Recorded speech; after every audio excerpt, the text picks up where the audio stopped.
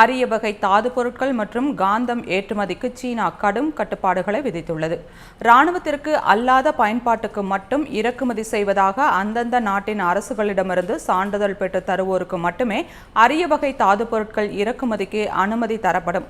அதிலும் சீன அரசின் கட்டுப்பாட்டின் கீழ் குறைந்த அளவிலான ஏற்றுமதியே அனுமதிக்கப்படும் என்று தெரிவித்துள்ளது.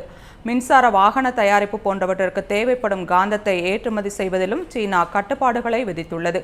அதனால் அந்நாட்டிலிருந்து காந்த ஏற்றுமதி 51% சரிவை கண்டுள்ளது. இதனால் உலகளவில் மின்சார வாகன தயாரிப்பு பாதிக்கப்படும் அபாயம் ஏற்பட்டுள்ளது.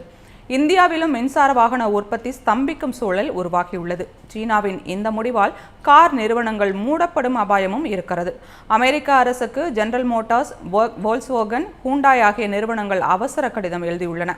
இந்தியாவை பொறுத்தவரை வாகன தயாரிப்பு நிறுவனங்களிடமிருந்து இறக்குமதி காந்தத்தின் இருப்பு மே மாதத்துடன் தீர்ந்துவிடும் என வாகன நிறுவனங்கள் சங்கமான சியாம் எச்சரித்துள்ளது.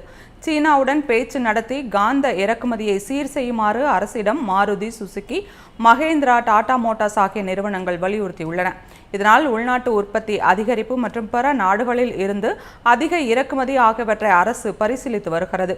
மேலும் அரசு மற்றும் தனியார் கூட்டு பங்களிப்பு மூலமாக காந்த உற்பத்தியை அதிகரிக்கவும் அரசு திட்டமிட்டுள்ளது.